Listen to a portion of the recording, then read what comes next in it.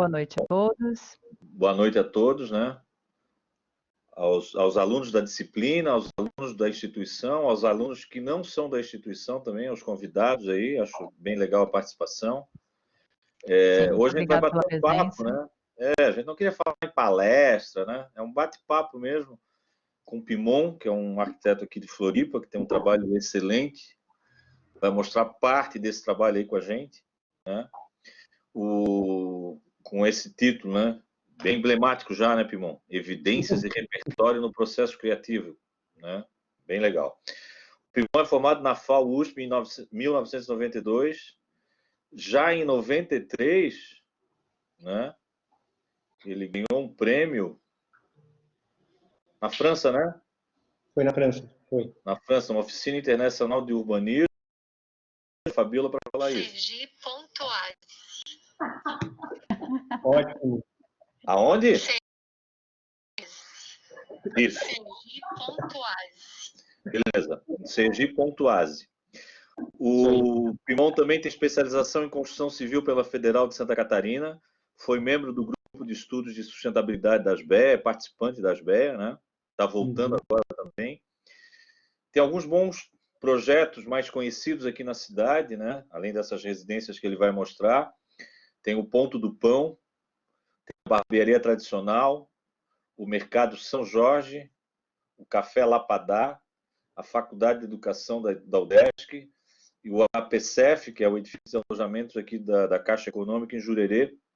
Recentemente ganhou um prêmio e o Pimon também vai falar sobre isso. Eu acho que é isso, né, Pimon? Tá contigo a bola. Tá bom.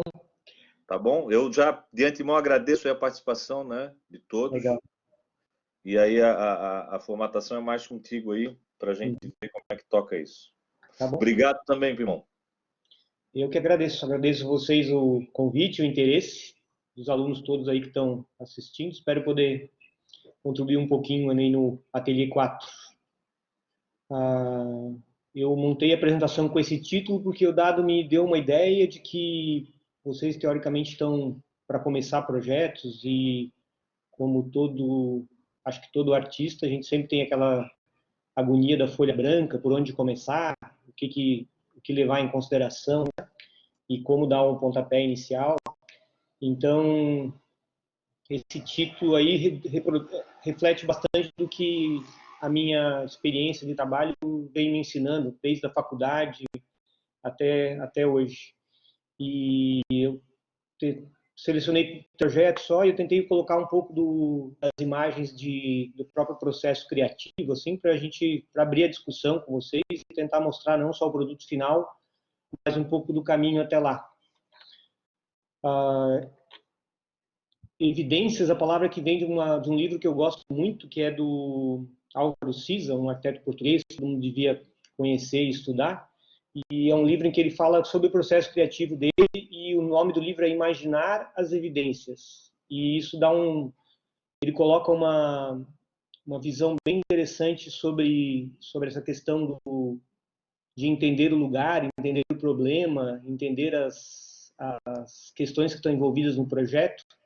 E ele adiciona essa palavrinha imaginar, que eu acho que é muito importante na nossa atividade, que é a parte da criatividade, né? Verificar as evidências de um projeto, eu aprendi ao longo do tempo que não é só um processo objetivo e matemático, mas também envolve muita criatividade de você, porque dois arquitetos vão chegar no mesmo terreno, ouvir do mesmo cliente uma mesma descrição do que ele quer e vão tomar como ponto de partida diferentes, ou seja, a gente tem um papel importante na interpretação e isso já é parte do processo criativo. Quando eu vou olhar um terreno e eu vou ver de onde vem o sol, qual é a vista mais interessante para captar dali e tal, a criatividade já está presente nesse momento. Então, por isso eu coloquei esse título e eu queria que vocês tivessem a oportunidade de conhecer esse livro. Aí depois eu posso passar a bibliografia mais completa para o Dado, compartilhar com vocês. Eu acho que é um livro muito interessante. E repertório, eu costumo conversar muito com quem eu trato desse assunto. A gente, como arquiteto, é artista, e eu gosto muito de usar o exemplo de um escritor que para escrever, ele tem que conhecer muito bem a linguagem ou a língua na qual ele está escrevendo, né? A gente, todo projeto nosso é uma expressão artística e de outras importâncias também. E para a gente saber falar numa língua, a gente precisa conhecer o vocabulário e o repertório, né? Não basta tu conhecer as palavras, tem que saber o jeito que tu usa as palavras em conjunto, né? Tanto que o português tem palavras aqui, tem palavras em Portugal, tem palavras em Moçambique, talvez as mesmas palavras que se juntam de maneiras diversas, né? E eu aprendi também, assim, ao longo da carreira, a importância de conhecer o repertório, que vai muito além de... A gente usa muito hoje em dia no nosso trabalho, talvez aí na faculdade também, a palavra referência, que a gente começa a juntar imagens daquilo que a gente acha interessante para aquele projeto, né? Mas eu acho que repertório vai muito além disso. O repertório, para mim, pelo menos, vai de conhecer um pouco mais a fundo alguns projetos que a gente considera importantes. Não dá para conhecer todos os projetos interessantes de todos os arquitetos, é óbvio, né? Mas para justamente ir além das imagens, conhecer as plantas e conseguir imaginar o processo que levou aquele resultado. Porque isso vai, para mim, foi extremamente rico no crescimento da minha maneira de elaborar projeto, de começar um projeto. Hoje em dia, acho que todo mundo, depois do tempo de trabalho, a gente tem mais segurança para enfrentar a folha vazia, né? Lógico. Até mais segurança para ir conversar com o cliente, ver o que ele quer, porque a gente já tem essa bagagem toda, mas essa bagagem acho que é melhor construída se a gente for atrás de repertório interessante, né? Como se fosse ler bons livros. Então, a faculdade é um tempo ótimo para ter o acesso e a consultoria para ver o que é interessante, é muito mais fácil, os professores estão aí para dar muita dica, mas a gente necessariamente tem que fazer uma educação continuada depois, que é por nossa conta, descobrir aquilo que mais nos agrada e o que mais nos interessa e aquilo que a gente vê mais valor e correr atrás de informação mesmo, né? Então, isso resume um pouco a razão de ter colocado esse título meio prolixo, assim, ó. Ou acho que a palavra é essa, né? Parece meio pomposo, mas é bem baseado na minha experiência, naquilo que eu valorizo como processo criativo, tá? Acho que eu vou começar a passar os projetos agora, e a gente pode voltar até nesses assuntos mais genéricos depois em alguma pergunta, né? O primeiro projeto que eu vou mostrar, ele está aí por várias razões, e uma delas é para mostrar o contraste dele em relação ao segundo projeto. Eu acredito que cada trabalho nosso normalmente vai exigir uma solução particular. Tem escolas diferentes, é lógico, né? Tem arquitetos que trabalham com modelos mais ou menos prontos ou pré-concebidos, né? E que conseguem maravilhosamente resolver projetos a partir dali para várias realidades diferentes. Eu acho que eu sou um arquiteto que trabalha mais a partir com poucos conceitos pré-concebidos e observando muito a particularidade de cada projeto. Então, eu achei interessante mostrar essas duas casas que são bem opostas e acho que ajudam a gente a observar toda a habilidade que pode envolver um processo criativo. Então, essa casa aqui em Rancho Queimado, e esse slide que eu estou mostrando aqui, é um dos primeiros desenhos que eu fiz para mostrar para o cliente já na época. Essa casa tem quase 20 anos, 15 anos, 15 para 20 anos construída. E aqui mostra um pouco as ideias que eu desenvolvi lá, e muito desse projeto nasceu da observação do terreno e da conversa com o casal. Era um casal, já tinha 2 filhos na época.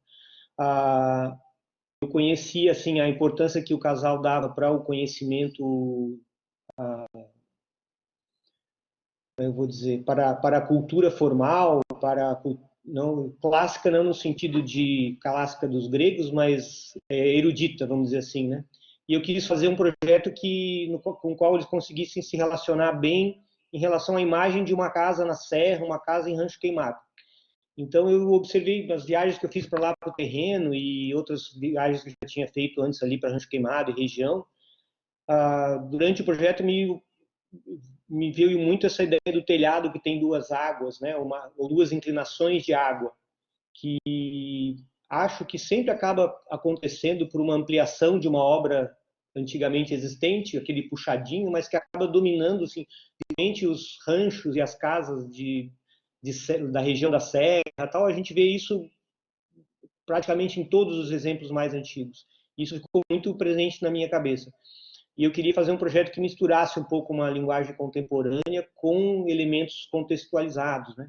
Então, daí vem esse desenho que está ali no centro da imagem, que é a fachada frontal, e que mostra um pouco desse contraste entre um elemento tão mais geométrico e moderno, vamos dizer assim, e um elemento mais tradicional, que era essa cobertura em duas águas, formando esse oitão aberto com vidro ali.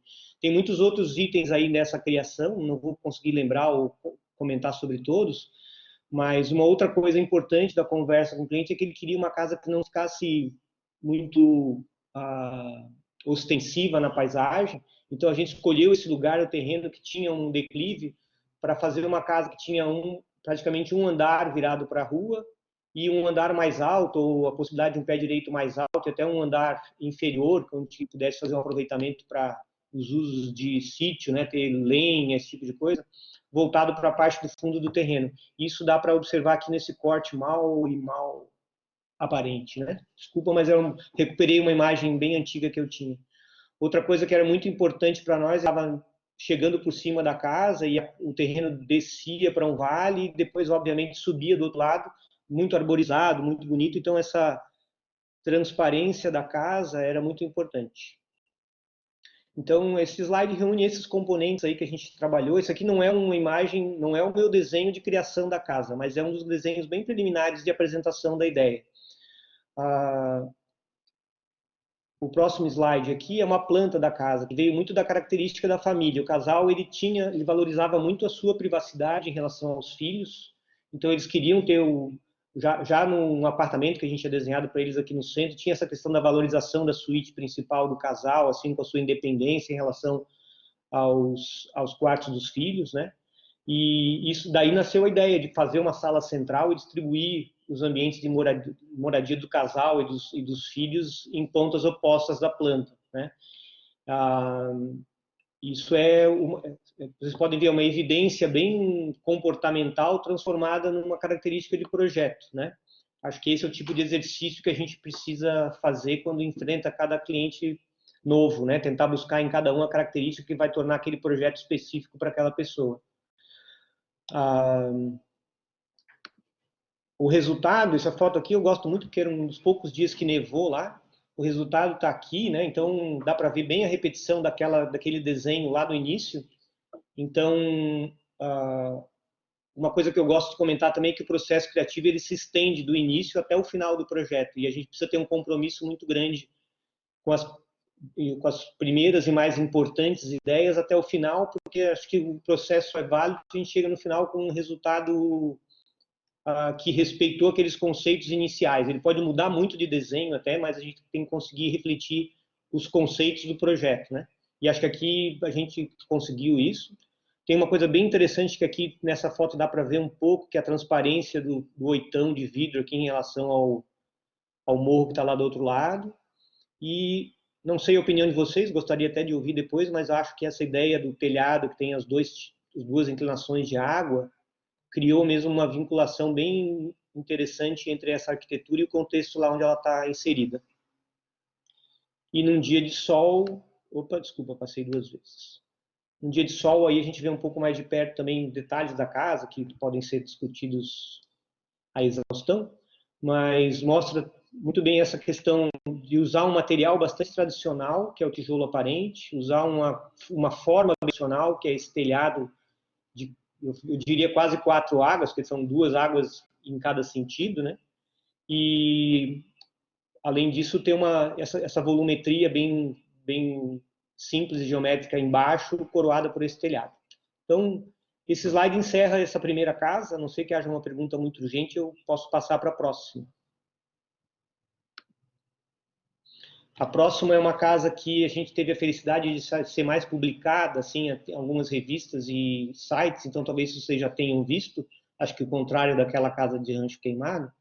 É uma casa que fica ali em Cacupé, num condomínio fechado, um terreno muito inclinado e com uma vista muito interessante para Bahia Norte. Esse slide aqui é um dos primeiros momentos do projeto, a gente chegou a gerar essa volumetria, porque qual era a ideia da casa? O casal tinha comprado o terreno há bastante tempo, essa casa que aparece aqui à direita foi construída depois e aparentemente, ou pelo menos para o nível básico, térreo do terreno, ela roubou a vista do mar, né? Que é uma coisa, até dava para se esperar que isso acontecesse, mas não era... Mas é uma pena, né? Eles pensaram até em vender o terreno, desistir, mas aí a gente discutiu a possibilidade de fazer uma casa que aproveitasse a vista. Então, a ideia era ter uma garagem em subsolo, que é no nível da rua, mas embaixo do terreno natural, que é esse, e praticamente que ultrapassar o térreo e fazer a casa toda lá no alto. Porque de lá, sim, a gente tem uma vista fantástica entre 3 e 4 metros do nível natural do solo, né? Esse acho que foi o primeiro modelo 3D assim completo que a gente fez da casa e chegamos a apresentar para o cliente como uma primeira ideia, mas o programa da casa também evoluiu um pouco e isso levou a algumas mudanças, né? Essa imagem que eu gosto bastante é uma isométrica explodida que a gente fez para apresentar o projeto numa premiação que a gente quis participar, então não foi apresentado para o cliente, e foi feito depois do projeto já finalizado. Então, vocês veem que ele tem um nível de detalhamento bem grande, né? Mas é bem legal para explicar a casa. Então, aqui eu vejo, através de uma abertura no piso, aqui eu vejo a garagem lá embaixo, que é o acesso da rua, né? Depois o térreo, que não deixou de ser um grande espaço bem aberto, bem em contato com o terreno, que era uma coisa importante. Está inserido essa caixinha de madeira aqui, que vocês vão lembrar que não tinha na imagem anterior, que o térreo era totalmente livre, né? E depois o pavimento superior, que era aquela ideia de ter toda a casa acontecendo aqui em cima, com vista para a grande paisagem ali o tempo todo. E, por uma curiosidade, a laje da casa é uma laje impermeabilizada, cheia de equipamentos técnicos, tem uma central fotovoltaica, tem placas solares de aquecimento da água, tem as caixas d'água, os ar-condicionados e tudo mais, né? O processo de criação passou muito por esses extremos, né? Uma casa que queria estar muito alta, a gente tem a legislação para atender, então a gente tem um limite de altura em relação ao terreno original, e isso levou a gente a concentrar a casa toda no lado esquerdo aqui dessa isométrica, que é onde o terreno já era mais alto, e tentar fazer a casa o mais estreita possível nesse sentido aqui. Então aí foi um exercício de desenho de planta para conseguir fazer o encaixe de todos os ambientes, para poder respeitar o trecho mais alto do terreno e conseguir fazer a casa no ponto mais alto, né? Outra coisa que nos chamou muita atenção indo lá, e que isso é uma coisa que a gente sempre tem que ter esse olhar crítico. Eu acho que o olhar crítico acaba, às vezes, trazendo grandes insights para os projetos. O condomínio tem uma topografia bem bonita e tudo mais, mas até uma característica bem comum em vários dos nossos condomínios. A área de preservação, que é resguardada para os trechos mais altos, onde tem vegetação, ela fica toda concentrada lá para a parte mais alta do condomínio. Quem já passeou pelos condomínios de Cacupé, de Santo Antônio, até da Lagoa, já deve ter percebido isso. Mas a área onde estão construídas as casas acaba virando um lugar massivamente construído, muito denso, né? As casas ocupam uma parte enorme do lote e sobra pouco terreno. Então, um dos desejos do cliente aqui, que para nós foi um instrumento fantástico, foi passeando com eles lá, dizer, olha, a gente queria ter um projeto que respeitasse, que liberasse um pouco do terreno também, a gente pudesse ter umas pedras aparentes e tal, e não cobrisse todo o terreno com a casa, né? Então, esse foi um input bem importante deles e da nossa conversa juntos lá, uma visão crítica da situação do que tinha no entorno, para tentar esse projeto diferenciado, né? A questão do acesso na casa, todo o terreno que tem um aclive muito grande na entrada é uma questão importante a resolver, essa questão de colocar a garagem no nível da rua e daí, a partir da garagem, fazer o acesso para casa, né? Também já partiu lá do início a gente pensando em como atacar o terreno, né? Como é que eu vou chegar com o carro, como é que eu vou chegar, como é que o pedestre vai chegar, porque isso também, a circulação, a entrada na casa é sempre importante. Eu gosto sempre de, ou no início do projeto, ou logo no começo, tentar me colocar no lugar de quem está entrando na casa, porque a fruição da arquitetura é muito no fluxo de chegada, de entrada, além da vivência, né? Então, acho que isso é um ponto muito importante que eu sempre tento cuidar bastante, né? Aqui na criação dessa planta do pavimento superior, que é o principal elemento, é lógico que a gente tinha uma indicação muito forte, uma evidência muito forte, que era a paisagem toda aqui para o leste. Então, a gente procurou acomodar todos os ambientes que não são de permanência prolongada, virados para onde eu não tinha muita vista, e fazer esse grande retângulo aqui, que é uma espécie de loft, vamos chamar assim, onde todos os ambientes estão integrados e ligados ali com a vista, né?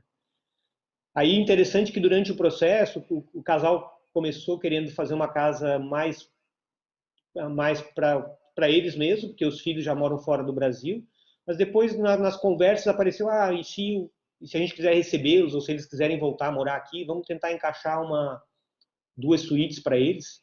E essa questão de colocar programas diferentes no projeto já durante o projeto é bem, acho que requer muito cuidado. E acho que a gente foi bastante feliz, porque essa caixa, vocês vão ver depois nas fotos que está encaixada ali no térreo, ela mais ou menos mostra até um pouco do processo criativo. Ela claramente não é uma parte da casa original, mas ela está, acho que, muito bem encaixada no conjunto e só enriqueceu o conjunto. Acho que o resultado desses bumps no processo criativo, assim, se forem encarados com bastante responsabilidade, com criatividade, eles podem melhorar os projetos, né?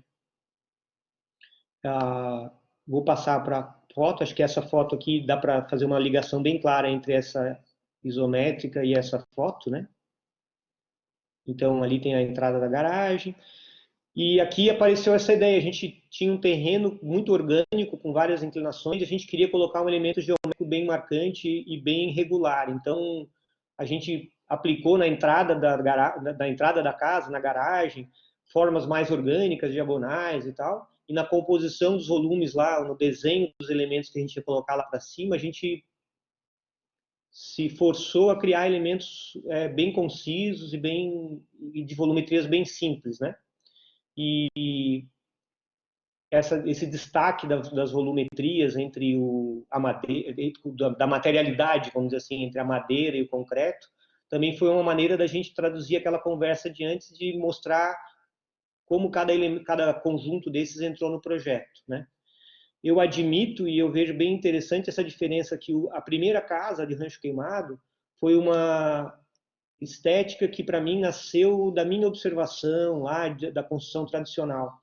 E eu admito, e com prazer, que a estética dessa casa aqui é uma estética que já está bem influenciada por arquitetos que são bem relevantes, brasileiros e também estrangeiros, que a gente vem acompanhando o trabalho ao longo do tempo, e a gente enriquece o nosso vocabulário, o nosso repertório com isso, né? Então, essa ideia das caixas, a moldura de concreto, os elementos sobrepostos mais soltos, isso são coisas que certamente eu aprendi na observação dos repertórios, né? Na formação do meu repertório, né? Essa visão da casa para o mar, né? Para o oeste, então dá para perceber aquela abertura toda que são os ambientes de permanência prolongada da casa e a permeabilidade que ele tem para a vista, né? E aqui tem um exercício bastante grande, assim, junto com um calculista ou com um engenheiro estrutural, de dimensionar e de esmiuçar a estrutura da casa, que necessariamente teve que vir lá do início do processo criativo, quando a gente lançou aquela primeira ideia da casa com os vários pilares embaixo. A gente já fez uma conversa com o calculista para descobrir quão denso ou mais denso ou menos denso a gente conseguiria fazer aquilo, né? E desse ponto de vista também é um projeto em que a gente pesquisou muito visualmente, assim, e foi interessante porque o cliente, o José, que é o proprietário da casa, ele é engenheiro mecânico e muito ligado em design e em projeto mesmo. Então, a gente teve a oportunidade de discutir muito com ele, assim, um ponto bem refinado de projeto. E isso aí foi um desafio para o processo criativo, porque foi um processo que a gente tinha que explicar bastante todas as etapas com bastante cuidado e discutir tudo, né? Esse é o resultado, então, do ambiente todo integrado lá do pavimento superior. Aqui a gente vê com intensidade aquela ideia que eu falei da materialidade, a caixa lá de cima é uma caixa que externamente é toda de concreto e internamente é toda de madeira. E isso já estava bem lá no início do projeto, essa ideia de fazer uma casa que tivesse esses contrastes da volumetria, tanto entre os volumes, quanto na composição de cada um dos volumes, né? E essa era a vista que a gente estava querendo ter e que a gente conseguiu, né? Então, você pode ver que eu estou enxergando por cima daquela casa. Então, parte do processo criativo dessa casa foi ir com um topógrafo lá no terreno e fotografar de vários pontos e sacar quais eram as alturas em que a gente ia conseguir resolver aquilo que a gente queria para ser assertivo, né? Para não acabar sentado aqui enxergando as costas da casa do vizinho, né? E essa é uma outra vista que mostra um pouco mais a integração lá do pavimento superior, mas mostram o objetivo que a gente alcançou lá de ter esse visual para o mar, né? Que era o objetivo inicial do projeto e que era o ponto mais importante. Acho que esse slide encerra esses dois primeiros projetos e a gente pode abrir para algum comentário. Dado quer falar, Dado? Testando. Primeiro eu quero te parabenizar, né? Então, muito, muito legal. Tanto a Casa de Rancho Queimado como essa. Essa já é mais a nossa linguagem, assim, né? Mais contemporânea, vamos dizer isso. Então, tu colocasse ali, Pimon, não sei se é uma pergunta ou quase uma dissertação aí. Não tens muito conceitos, né, pré-concebidos, então, e a gente vê pela linguagem, né? Lá ela se adaptou de Rancho Queimado, mas né, uma geometria do lugar mesmo, da paisagem, até de uma materialidade de lá, né? Tijolo, abertura em madeira. E aqui já com as tuas convivências e repertório, tu já traz um desenho muito mais contemporâneo, né? De alguns arquitetos que, né, tu não citasse, mas que a gente, enfim, percebe, né? Dito isso, tem alguma coisa assim que tu não abre mão, assim, tipo, ou tu és um cara bastante flexível, né? Tu falasse no programa ali que os filhos, de repente, ganharam uma suíte, né? Ou ganharam suítes que acabaram mexendo um pouco na concepção do projeto, mas que acabaram ajudando, né? Tu és um cara que é aberto mesmo, né? A essa, né? As minhas idas a Rancho Queimado foram me dando, né? Insights, falasse assim, né? Tem alguma coisa que hoje tu, tipo assim, tu sempre leva contigo ou isso não... Alguma coisa que tu não abre mão no teu processo, nas tuas... Né? Ou não? Tem uma coisa... Deu para entender? Tem algumas coisas, eu acho, que eu posso mencionar. Uma coisa que eu faço questão sempre de falar para o cliente, porque às vezes eu perco clientes por causa disso, que eu falo, eu não sou um arquiteto lento, mas eu não sou um arquiteto rápido, eu faço questão de estabelecer quais são os prazos que eu preciso para criar um projeto. Lógico que tem alguns casos em que os projetos um desafio específico a gente topou fazer num prazo muito curto, não é indiscutível essa regra, mas eu falo para todos os clientes que a gente tem tempos mínimos e tempos máximos em que a gente faz questão de ter para fazer um projeto, especialmente um projeto residencial, que é um projeto que sempre... Né? Então isso aí é uma coisa, eu não aceito fazer um projeto da noite para o dia de uma casa, acho que não... Talvez eu venha fazer essa experiência e queimar a minha língua, mas normalmente não. A outra coisa que eu estava me lembrando aqui...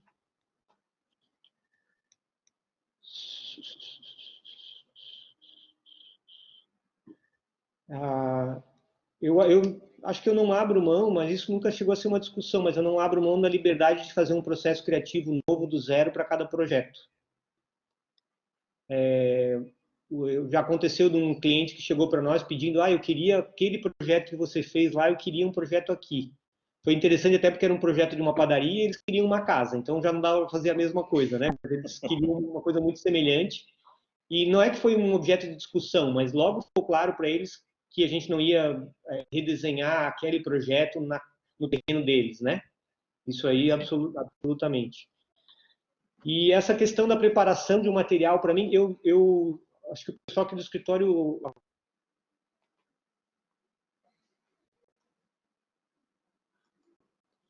eu sempre me dou um prazo para pensar nas evidências do projeto antes de fazer o primeiro risco.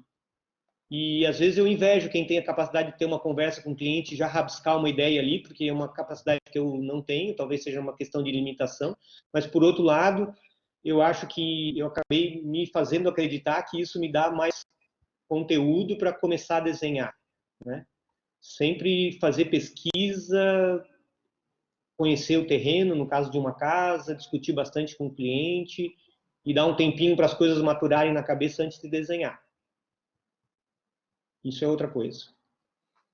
Ok. Beleza? Alguém tem mais alguma pergunta, gente? Aí o Pimão parte para outro projeto e a gente pode fazer algumas perguntas também depois, sem problema. Ou relacionadas às casas também. Se não, a gente vai tocando aqui o barco. Não vamos adiante. Então vamos lá, Pimão. Antes de passar para o próximo projeto, eu posso mencionar uma coisa que está no currículo, lá que tu mesmo falasse, e a Fabiola pronunciou o nome da cidade, né? Foi um aprendizado importante para mim. Lá foi uma oficina de desenho urbano que tinha pessoas de vários arquitetos de vários lugares do mundo, recém-formados e arquitetos de final de curso também. E lá o processo era 3 semanas de estudos e 1 semana de graficação e apresentação da ideia e do projeto. Isso reforçou para mim essa questão da importância da base de informações para fazer o projeto, né? E uma das razões pelas quais eu sei que o nosso projeto lá foi vencedor, porque o próprio júri comentou, é que a gente tinha um material graficado explicitando bastante quais eram as razões do projeto. E acho que se a gente tem um processo criativo consistente e a gente consegue contar uma historinha bem legal de como a gente chegou naquela solução do projeto, isso mostra que o processo criativo foi interessante, é consistente, é coerente, e já é uma maneira muito que eu tenho percebido como muito efetiva de convencer os clientes das nossas ideias, né? Os clientes, a cidade, os colegas, tudo mais. Então, só um comentário breve antes de entrar no último projeto. Perfeito. Então, vou passar lá. Esse prédio aqui, talvez alguns tenham visto, ele apareceu na revista Projeto, e a gente ficou muito feliz porque ele foi selecionado agora esse ano para participar, junto com outros 19 projetos do Brasil, como representação brasileira de arquitetura na Bienal de Arquitetura de Quito e como concorrente ao prêmio Oscar Niemeyer de Arquitetura Latino-Americana. Então, ser um dos 20 projetos do Brasil, para mim, já é o prêmio, não precisa ir além disso, está ótimo já, né? Mas se vier mais alguma coisa, seria legal. E é bacana a gente saber que tem esse projeto e o do aeroporto, nosso aeroporto, aqui em Floripa, também foi considerado entre esses 20, e é muito bom a gente saber que tem essa qualidade de arquitetura aqui para visitar e conhecer, né? Eu diria que naquela ideia do repertório de arquitetura, eu sempre achei muito importante conhecer em loco algumas obras que eu considerava interessantes ou obras que eu tinha ouvido falar para conhecer. E se a gente, no momento, não pode ir para fora do Brasil, ou o bolso da gente nem sempre permite, né? O próprio Brasil tem muitos exemplos muito bons, né? E a gente pode ir muito atrás da arquitetura dos nossos mestres aí do modernismo e anteriores e tal, e conhecer ao vivo, né? Acho que faz muito parte da formação do repertório. Ali em Porto Alegre tem uma obra do Álvaro Siza, que é o Museu Iberê Camargo. Iberê Camargo, que é muito interessante, né? Pela concepção, pelos detalhes, tudo lá, assim como várias outras obras de arquitetos brasileiros também, é uma coisa que acho que vale a pena a gente conhecer. Eu acho que o aeroporto é uma coisa que fica bem fácil da gente ver e são ótimos arquitetos e o resultado também considero que foi muito interessante, né? Eu vou passar com uns slidezinhos para vocês rapidamente, que foi da nossa apresentação do estudo preliminar. Esse projeto foi um pequeno concurso, teve acho que mais 2 projetos de outros arquitetos em nível de estudo preliminar que se definiu para fazer o projeto. Eu defendi a ideia e a APCEF topou de remunerar esse estudo preliminar, que acho que é uma coisa que devia sempre acontecer, ninguém teve que fazer de graça, né? Foi uma remuneração pequena, mas para que todos pudessem valorizar o trabalho.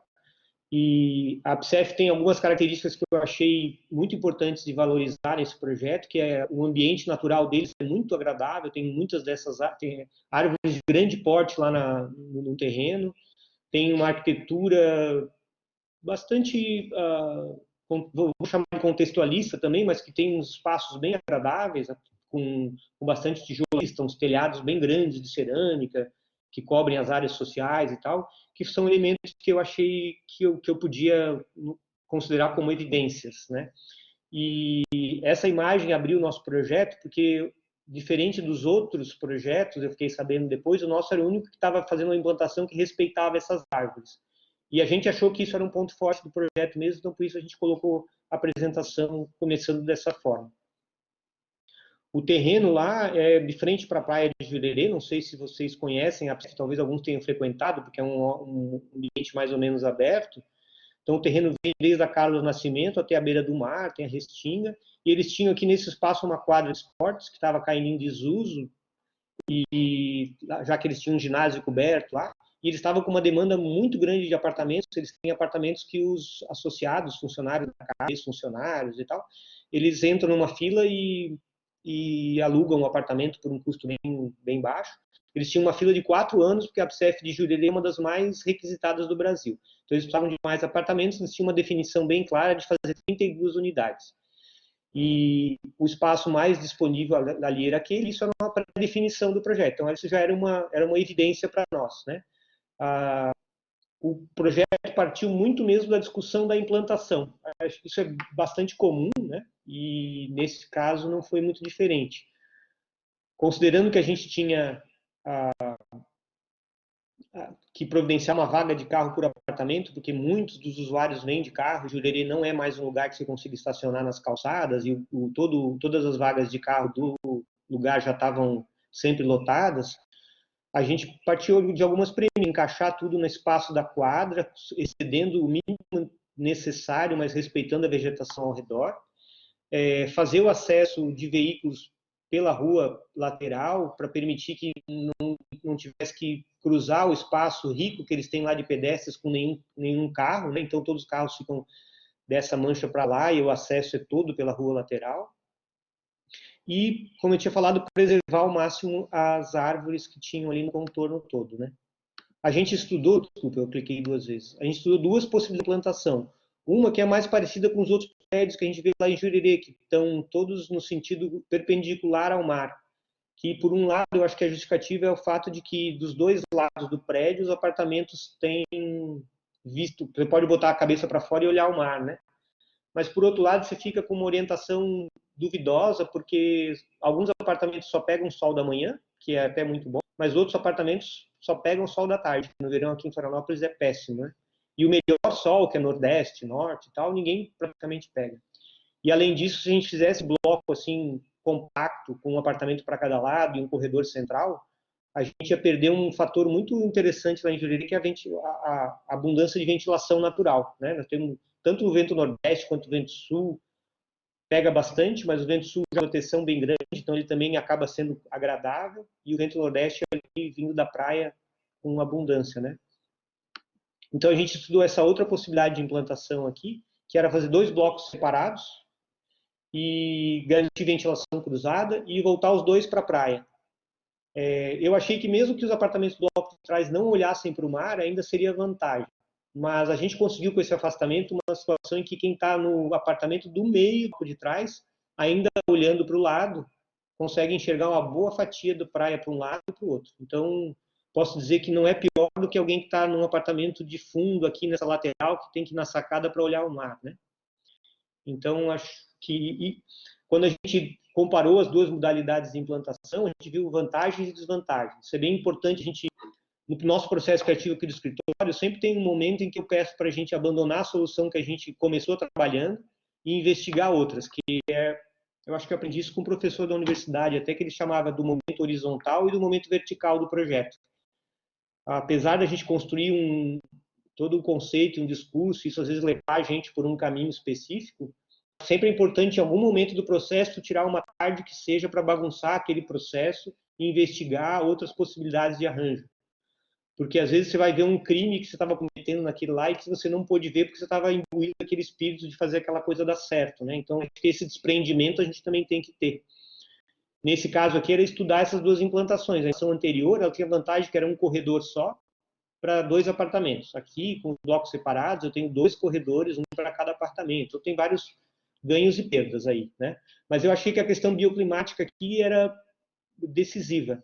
E bem interessante que nesse momento, quando a gente estava aí nessa escolha da implantação, eu estive em São Paulo num evento e o Paulo Mendes da Rocha fez uma palestra lá.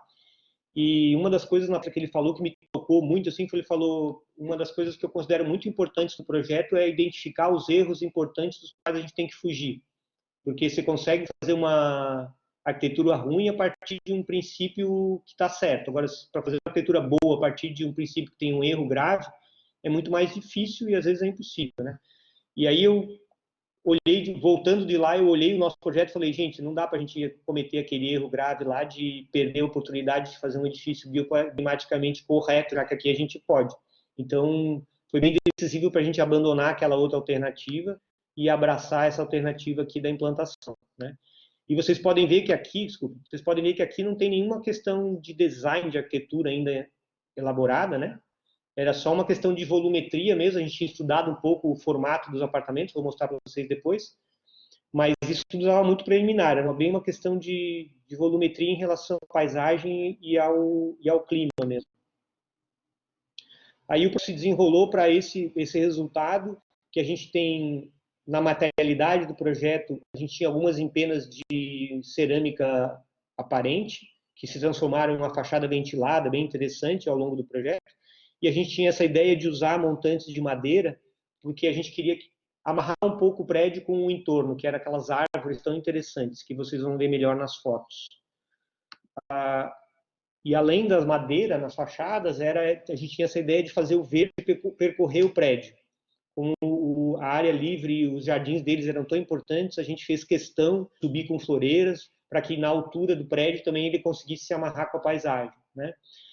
Aqui dá para ver um elemento bem interessante do projeto, que é uma galeria que tem aqui descoberta, que é o acesso às circulações, e que foi a solução que a gente deu para criar uma boa interface entre a praça central que eles tinham e o prédio novo, né? Criar um filtro entre a área aberta, semi-aberta e fechada.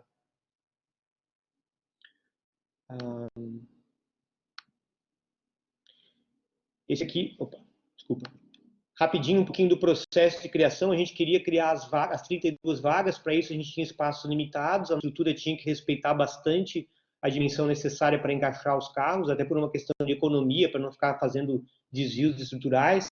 Então, o projeto nasceu muito dessa avaliação das dimensões que a gente tinha, a ideia de encaixar, então, os apartamentos dentro daquela modulação das vagas do carro, e pensando que a gente tinha um lado virado para o mar e outro lado virado para a circulação, que a gente tivesse a possibilidade de fazer esse deslocamento dos ambientes para uma parte do apartamento ter um pequeno hall de entrada na circulação, e a outra parte poder ter uma sacada confortável virada para o mar, porque naquela situação acho que isso era uma riqueza muito importante. E aí dali a gente trabalhou, isso aqui não é uma coisa que sai automático logo, né? Lógico. E nem a planta final é essa aqui. Mas aí a gente foi elaborando os encaixes de ambientes para chegar nessa condição de planta. E a questão estrutural, aqui não é tão importante, mas fazia parte da criação da gente ter balanços para os dois lados, as floreiras para um lado, as sacadas para o outro, para poder dar uma otimizada na estrutura também. E ao final, o layout do pavimento ficou esse aqui. Então tem umas coisas que a gente valorizou muito lá, que era o fato de ter a estrutura modular, então mais fácil de construir, mais barato. Eles tinham um orçamento bem determinado, não era pequeno, mas era bem determinado, tinha que ser respeitado. E como a gente está num ambiente externo, eu queria muito que os moradores ou os ocupantes pudessem acessar os apartamentos sempre por área externa. Então esse corredor é aberto, tem as floreiras, a escada é uma escada aberta, o elevador fica num hall aberto, que tem alguns fechamentos de vidro para proteger, mas fica num hall aberto, de maneira que, diferente de um outro prédio que eles têm lá, que a pessoa está no segundo ou no terceiro andar, ela entra numa escada enclausurada e se desliga completamente do ambiente para depois chegar no térreo e ter um contato com a natureza de novo, a gente queria preservar essa circulação aberta. Isso era um fator muito importante na composição. E aí o afastamento do prédio ajudou, o desenho das unidades influenciou nisso, então tudo um processo muito interdependente, né? Isso aqui ficou a implantação final, então os 2 blocos, as árvores existentes ao redor, né? E a gente não era um elemento assim tão relevante no começo do projeto, mas assumiu uma importância muito grande depois na formatação final. Foi esse jardim central aqui. A gente queria, de alguma maneira, que em cima do estacionamento as pessoas tivessem um ambiente com continuidade para a praça central da associação, que o prédio não fosse um obstáculo visual agressivo, né? Aqui essa imagem lá do projeto ainda, já da fase de anteprojeto, e ela mostra muito bem como a circulação aberta permitia que a pessoa convivesse com o ambiente ao redor, né? Essa próxima imagem mostra aquele vão central que a gente tanto nos ajudou no afastamento entre os 2 blocos, e a distância que a gente estava almejando manter para permitir que não houvesse uma falta de privacidade e a gente conseguisse insolação nesses apartamentos também, que é muito importante. E aqui aparece bem aquele elemento que eu falei que entrou depois, que a gente acabou chamando de arquibancada vegetal, que é essa descida até a praça lá, por rampa, por degraus, e que também serve como uma arquibancada para eventos deles, né? Essa imagem mostra bem a integração que eu falei com vocês da galeria que a gente criou com a praça que existia. A integração aqui está tudo meio esfumaçado, mas como é no meio da vegetação que existe lá.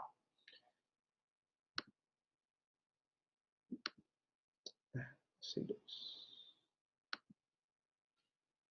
eu estou me atrapalhando um pouco aqui com o controle dos slides.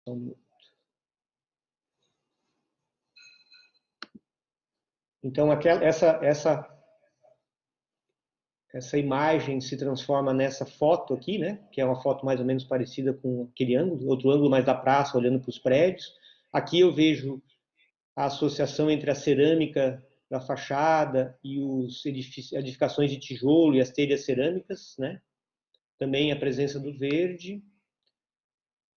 Aqui é o resultado ali dentro do pátio central, da composição dos prédios, da fachada dos prédios com a arquibancada central. Aqui a gente teve bastante cuidado ao desenvolver aquela ideia bem racionalista inicial da planta baixa, regular e modular, com uma expressão artística, vamos dizer assim, a expressão estética da fachada, que tem a materialidade da madeira, que é um elemento que briga um pouco, não briga, mas que acho que faz um contraponto à estrutura de concreto, à geometria mais regular. Então a gente quis brincar com espaços diferenciados dentro da modulação. Então, eu gosto de brincar que a modulação é um compasso e os montantes de madeira aqui são as notas musicais ali. Talvez seja um pouco ambicioso falar assim, mas eu gostei dessa figura de linguagem. E é um elemento que realmente é estético e eu não acho que ele tem menos valor por causa disso. Ele não está desempenhando nenhum papel estrutural, mas eu acho que ele tem um papel estético e de expressão muito importante. Aqui é uma vista no nível do pedestre, ali da praça, fica em cima das garagens, né? Apartamentos do lado de lá, do lado de cá. Tem uma questão da evidência aqui de novo, que eu acho muito interessante, que nas primeiras visitas lá eu vi os apartamentos térreos que eles têm lá, eu sempre achei, nossa, ninguém deve querer ficar nesse apartamento, porque as pessoas passam na rua aqui, todo mundo vê, mas eles disseram que o primeiro apartamento que ocupa na temporada é aquele, porque fica aberto para o pátio, para os playgrounds, e eles comentaram, as famílias que têm criança, principalmente, adoram esses apartamentos térreos, porque eles têm essa possibilidade de integração. Então a gente trabalhou muito para criar uma figura como aquela nesse novo projeto também. Recuperar posso chamar de evidência, né, do que existia lá. Aí só mais uma imagem da arquibancada, como ela vai descendo. Aqui também acho que a gente brincou com a ideia da música, né, da variabilidade das geometrias. E esse aqui é uma imagem que para mim é bem feliz a gente mostrar como a gente conseguiu que as pessoas circulem. Essa aqui é a escada, né, lá no último pavimento, vou descendo sempre com essa vista para o mar, que é um valor bem importante do projeto. E essa aqui é uma foto que ilustra mais ou menos aquela imagem do primeiro slide. Essas são as árvores que existem lá, que para mim eram tão importantes.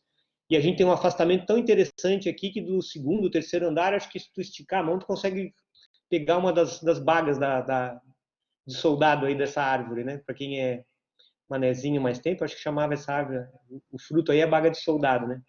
É uma e ficou um ambiente muito diferenciado ali, porque você tem os corredores com a madeira e os galhos de árvore quase chegando a tocar o corredor lá, e ficou um resultado bem interessante e, a meu ver, uma felicidade assim de integração com o entorno. Essa rua a gente acabou desenhando também, é uma rua pública, mas fazia parte da contrapartida deles com a prefeitura, e foi legal porque a gente conseguiu unificar o design de tudo, né?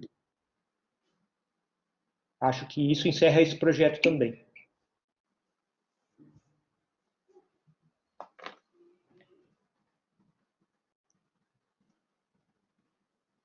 Ok.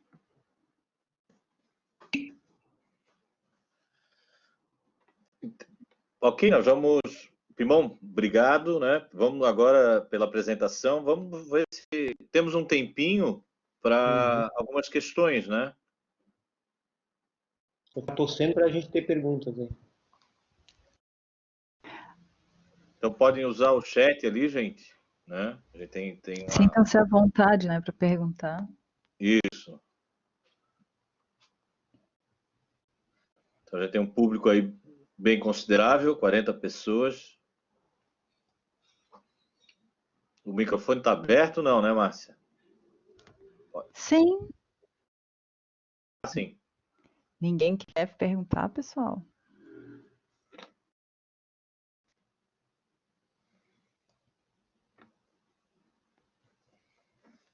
Eu vou perguntando aqui, Então Vai vai lá, lá. né? até o pessoal se animar. Ô, Pimão, assim, então eu achei só elogiar, muito show, Ana Júlia. Tá bom, Ana Júlia. Eu queria, além de elogiar Obrigado a os todos belos pelos trabalhos, elogios. os belíssimos trabalhos, eu queria um pouquinho mais nessa questão da PCF aqui, para quem, né, não entendeu ali bem o contexto, é uma associação da Caixa Econômica, né, Pimão? E a Associação do Recebe... Pessoal da Caixa Econômica Federal é uma sede que existe desde os anos 70 e eles aos poucos foram construindo os prédios ali, né?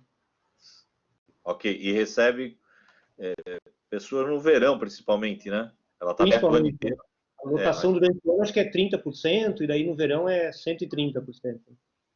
Mas já andei sabendo que com esses prédios novos aí dobrou, hein? Com a Parece pandemia. que sim. Aí com a pandemia tem muita gente querendo Querendo um morar lugar. próximo à praia, né? Eu acho, assim, a minha pergunta não deixasse talvez muito claro, e eu andei, claro não, mas com a apresentação, eu acho que aqui já tens um viés mais sustentável, enfim, né? Tu é um escritório que não trabalha, que tu não tem muito esse discurso explícito, mas a gente sabe que vocês trabalham muito com essa questão da sustentabilidade, né? Sim. E também acho que da tua sinceridade, né, na questão de ter uma geometria pura nos edifícios e essa madeira fazer muito esse papel, né, estético e quebrar um pouco essa modulação, né, porque ele é um projeto bastante racional, né, tem uma geometria bastante clara ali, pura, mas que a madeira, né, sem ela, claro, além de outras qualidades, né. Eu fiquei cabreiro aí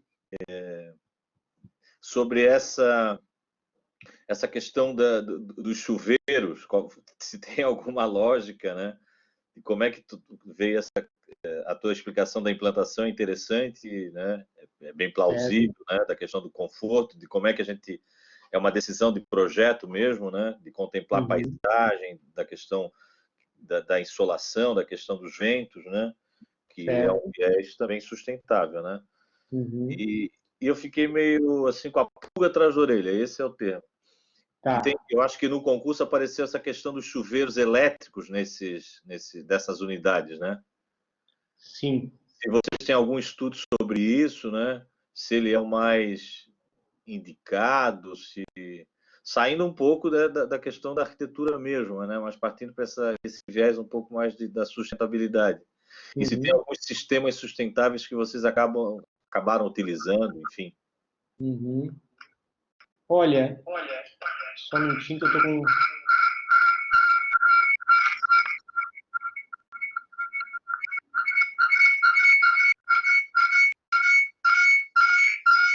Desculpa, Dado, só um minutinho. Tranquilo. A gente, de vez em quando, se encontra com novidades e a gente faz tentativas de se adaptar, né? Os chuveiros elétricos aí foram um pensamento. Eu, hoje em dia, não tenho certeza se foi a decisão correta, mas como a gente ia implantar uma usina fotovoltaica no terreno, eu considerei que uma boa discussão, uma boa alternativa seria evitar todo o impacto ambiental das tubulações de água quente e dos boilers e tudo mais que seriam necessários para algum outro tipo de aquecimento, né? Sim. Porque não é difícil, do risco de ter um aquecedor de passagem a gás em cada unidade, porque eu ia estar produzindo a energia elétrica ali no terreno, né? E usando no prédio. Então, o problema maior da energia elétrica, eu creio que são as formas de geração, algumas delas, né? E o custo de transmissão e tudo isso, né? E o impacto ambiental da construção de transmissões, tudo mais. Mas quando você pensa em produzir localmente e na quantidade que a gente conseguiu produzir, porque eles têm um galpão enorme lá que a gente conseguiu realmente, acho que é a maior usina particular do estado de Santa Catarina, se eu não me engano. Ah, ok. E tem alguns sistemas além porque o chuveiro sempre entra como vilão, né? No consumo de energia, mas tá ok, tá explicado. E tem algum outro sistema utilizado aí ou não? De captação, além do parque? Do parque não, né? Tais aí, Primon? Desculpa. Tá, beleza. Problema, mas já retornei. Na verdade, assim, a questão da sustentabilidade, a gente apostou mais na boa relação bioclimática do prédio com o entorno, né? Então, a gente apostou num baixo consumo de energia, principalmente na parte de ar-condicionado, porque a gente tem as ventilações cruzadas e a melhor insolação, né? E a nossa conta foi exatamente essa, evitar o impacto ambiental de toda a instalação que eu ia ter que fazer para água quente, né? E pensar que o prédio tem uma lotação bem baixa durante o ano, então os sistemas iam ficar bastante ociosos, eu ia fazer um investimento alto e ia deixar o sistema ocioso um bom tempo. E no verão, quando as pessoas estão usando mais, é justamente quando o nível de aquecimento da água é menor, a necessidade do nível de aquecimento da água é menor, né? Então é quando um chuveiro elétrico, sem ter uma potência absurda, daria conta do recado, né? Eu vou ser bem sincero que eu não sei se essa conta vai fechar exatamente assim, se seria melhor ter feito um sistema de aquecimento de água solar, mas naquele momento, nessa ideia de contrabalançar consumo de energia, impacto ambiental do que a gente ia executar, a gente fez essa escolha.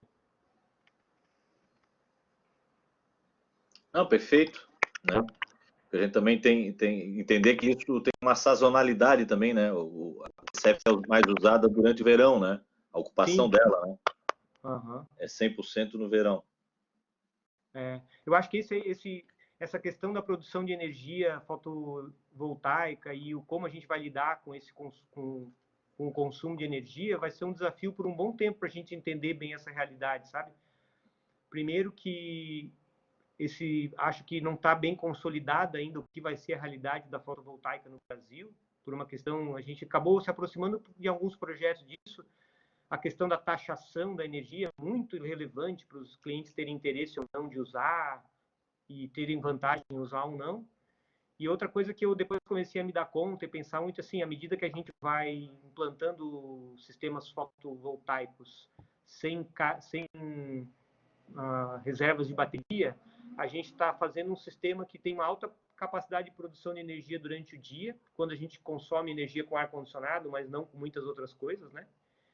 E aquele pico de energia da noite, da luz, dos banhos e tudo mais, e do uso de equipamentos elétricos em casa, a gente está, talvez, apostando na energia fotovoltaica que a gente está distribuindo para a rede e depois comprando de volta, né? Então, a gente está talvez criando um passivo aí de a gente transmitir muita energia, por mais que a gente consiga produzir de várias maneiras e de uma maneira ecologicamente correta, mas a gente tem que transmitir muita energia, né? Sim. Não sei se isso vai ser bom. Ok, tá tranquilo. Alguma pergunta aí, turma? Vejo algumas linguagem arquitetônica, assinatura, teste modular, a casa do queimado. Jennifer. Professora Márcia.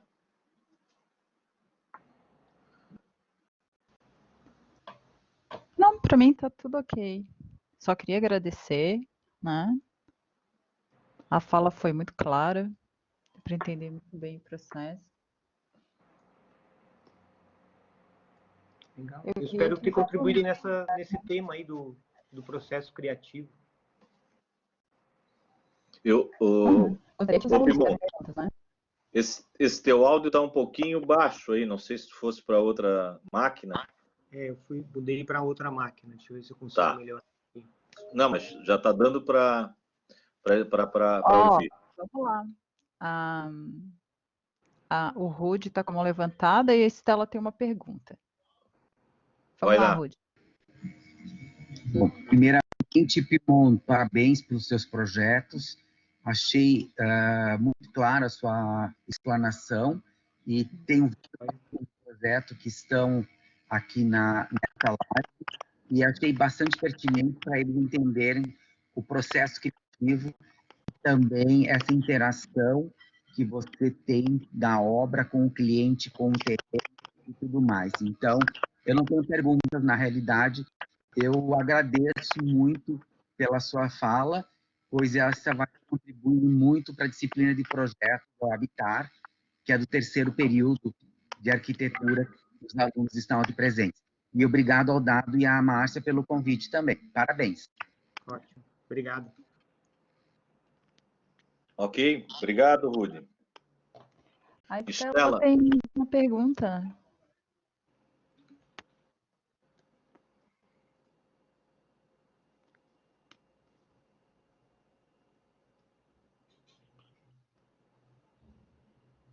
Consegue ler aí, Pimon? Sim, consegui ler sim. Deixa eu ver como é que eu volto aqui. Da primeira? Não, já ah, tá, para a tela, né? Deixa eu voltar lá. Sim. Acho que tem que ser de 1 em 1 mesmo, né? Tem. Isso. Tá.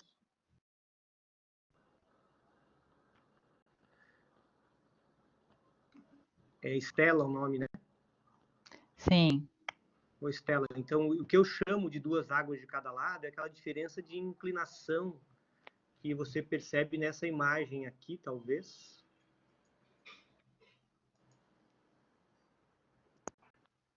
Que o telhado começa com uma inclinação de 30 graus, depois vai para 60 graus. Você vê que o telhado muda um pouquinho de ângulo, né? E é um detalhe um pouco sutil. Isso, agora ficou bem claro aí. Obrigado. Foi o Dado, né? Obrigado, Dado. Essas duas inclinações. Isso. Eu tenho a minha explicação própria para a gente encontrar tantas edificações assim lá na Serra, mas é uma explicação meio criativa minha. Eu acho que todas as casas lá nasceram assim, e aqui na verdade aqui na cidade a gente também vê várias construções ainda lá da época colonial e que tem essa característica. A pessoa constrói a casa pensando numa altura, então ela faz um telhado que termina lá com determinada altura, 2,40 do chão, e depois ela resolve ampliar, criar mais um quarto, mais um banheiro, e se ela continuar o telhado com aquela inclinação, vai ficar com o pé direito muito baixinho no final daquele quarto. Então ela aumenta um pouco, ou diminui um pouco a inclinação, aumenta um pouco o ângulo do telhado, para poder chegar no final lá com uma altura ainda viável, né? Então, eu acho que é essa a fonte de muitos desses telhados que existem assim com duas inclinações, e que é uma coisa totalmente fruto acho que muitas vezes, e principalmente da autoconstrução, das soluções que não são de projeto mesmo, mas que acabam dando uma característica própria estética àquelas construções. Lá na Serra a gente vê muito galpão de fazenda, né? galpão de gado, galpão de madeira. E esses galpões mesmo, a pessoa sempre constrói de um tamanho, depois faz mais um puxado para o galinheiro, faz mais um puxado para os porcos, e etc, etc. Então, pelo menos na minha percepção do lugar, aquilo ficou muito presente. Então, foi essa a razão que eu tentei desenhar essa casa com essa característica de telhado. É uma coisa bastante sutil, mas eu acho que eu consegui, de alguma forma, passar esse diferencial e me conectar mais com aquele ambiente. Será que eu me expliquei? Claro. São as evidências, né?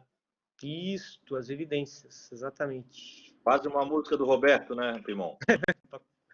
Acho que deve ter alguma, né? Deve. Boa, Estela, é isso aí. Então já temos pessoal do segundo período, né? Um ano no curso e um ano nessa plataforma, né? Virtual. 3 semanas de aula presencial e 25 de Aula online. online. Temos que Esse é tentar o tal do aprender novo assim. normal. Não. E, Pimon, eu sei que tu não... Talvez para encerrar, o pessoal não se animou muito com as perguntas, né?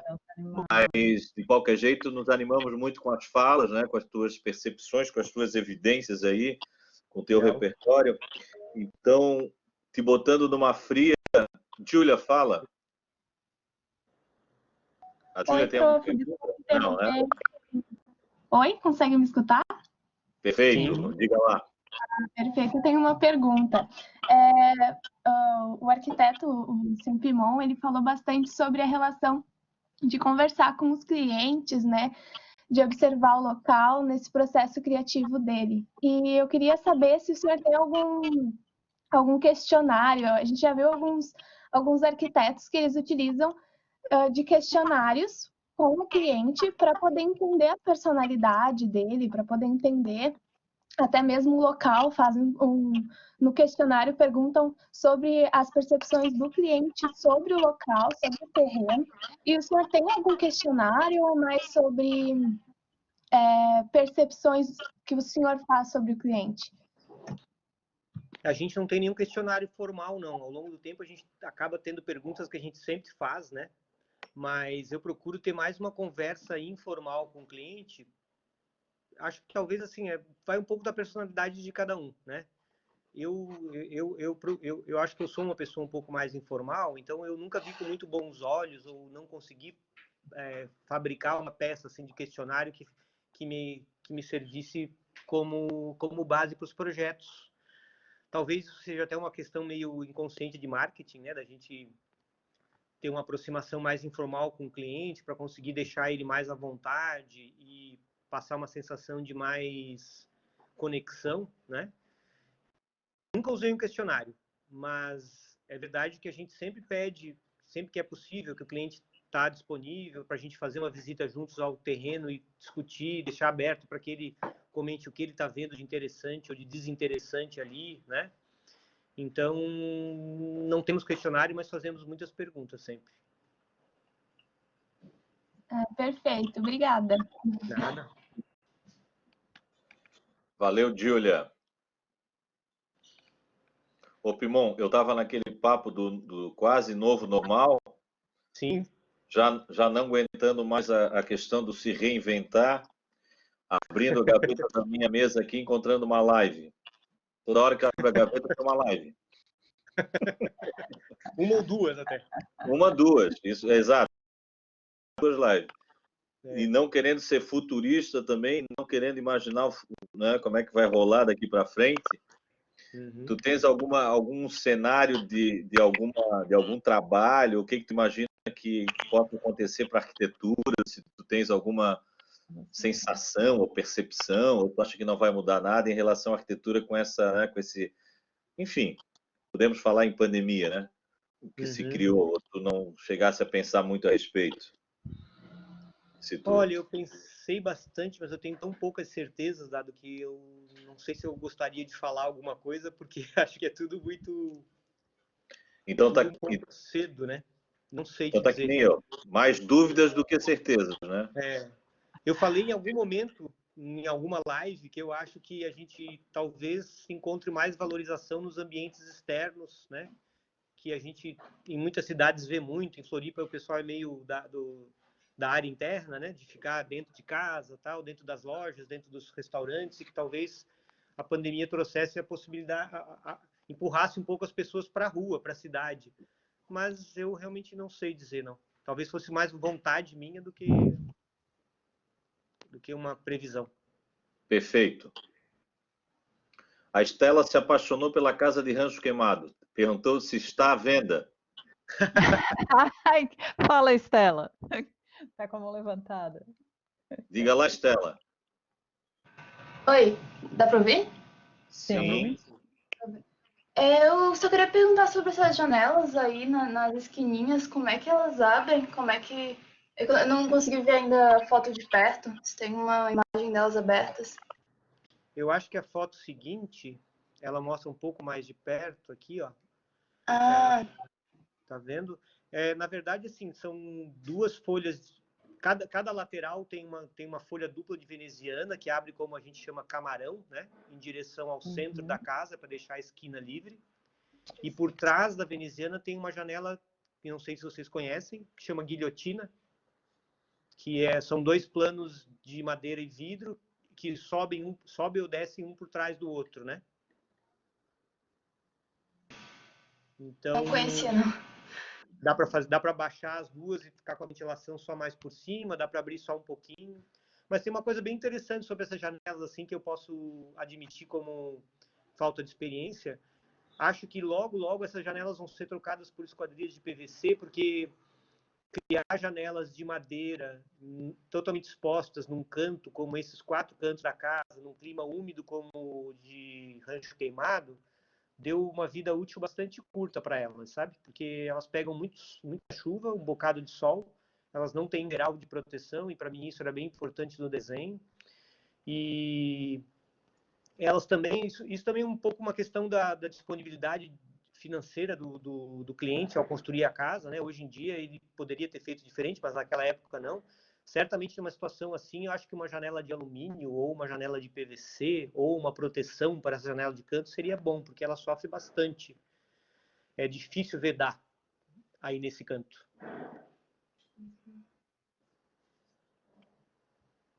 Mas que ficou bacana, ficou, né? Mas eu espero que tenha dado para entender. Tem uma coluna de madeira fixa que fecha, ela não abre completamente, né? Tem uma... Era essa dúvida que eu tinha. Tá. Quando abre, Aqui, tem uma coluna... Isso, tem uma coluna aí que não se move. Uma tora de madeira aqui, uma madeira. Isso. Conseguir vedação sem isso em madeira seria praticamente impossível nos moldes que a gente estava construindo na época, né? Tem uma coluna ali, Primão? Ou é só... Tem uma caixa de madeira, né? É uma caixa de madeira. São tá. as duas forras que se encontram e fazem um volume ali que recebe os trilhos onde correm as guilhotinas, e tem o batente e o encaixe onde fecha a veneziana, né? Muito legal.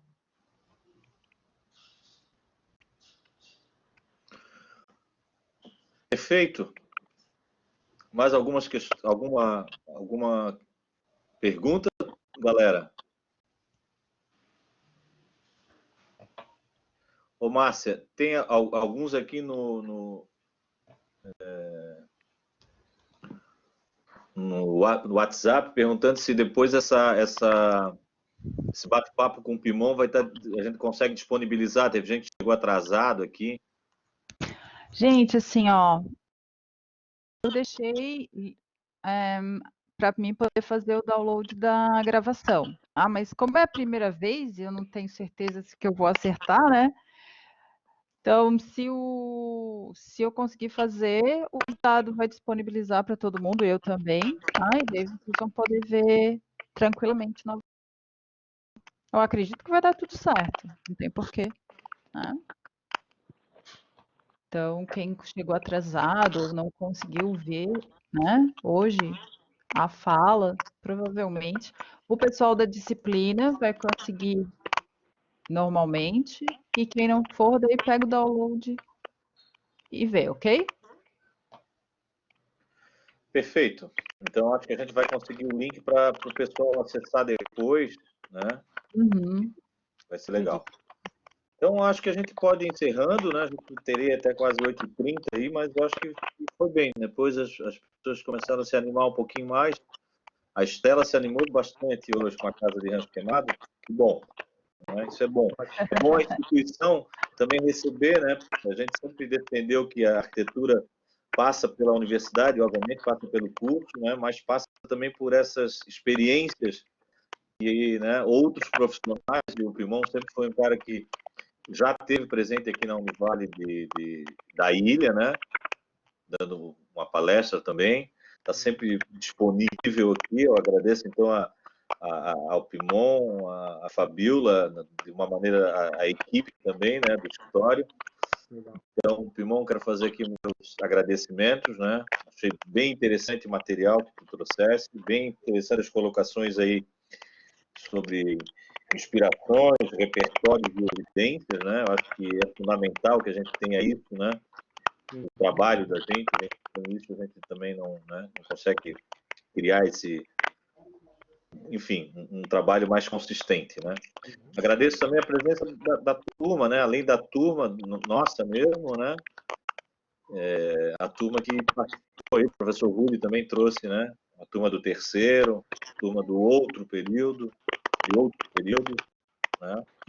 A Aline está agradecendo, a Luana também está agradecendo, enfim. É contigo, Bimon, para as considerações finais. Considerações finais, tá bom. Sim.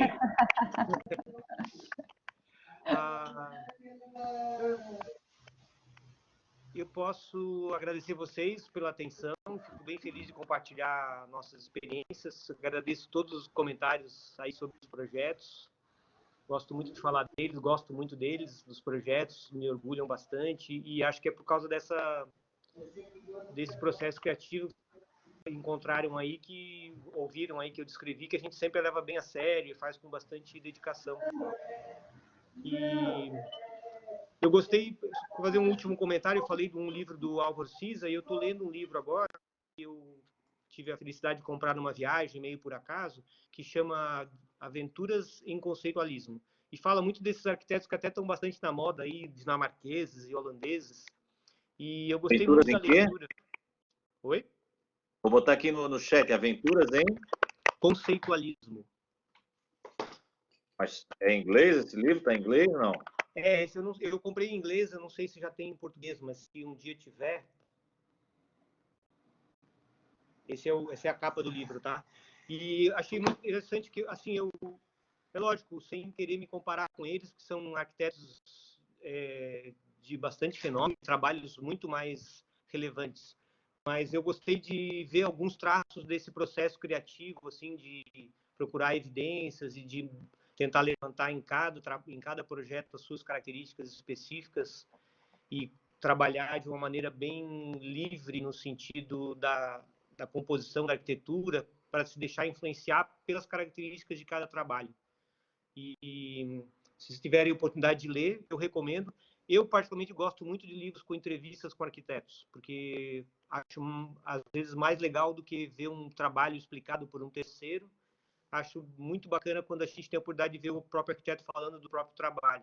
Então, esse aqui é o caso. São, acho que, 10 arquitetos sendo entrevistados. Aquele do Álvaro Siza, se eu não me engano, é uma entrevista também. E tem outros livros assim. É uma recomendação que eu faço. Leiam esses livros desse tipo. É isso aí. Tá bom? Fechou, meu querido. Obrigado mais uma vez, né? Sim, E agora... muito obrigada pela presença. Obrigado também, Márcia, pela atenção toda. Certo. Imagina. Gente que agradece. E aí, aos alunos do quarto período, nós voltamos com a programação normal. Sim, vou parar de gravar aqui, né? Irmão, valeu, querido. Um abraço. Valeu.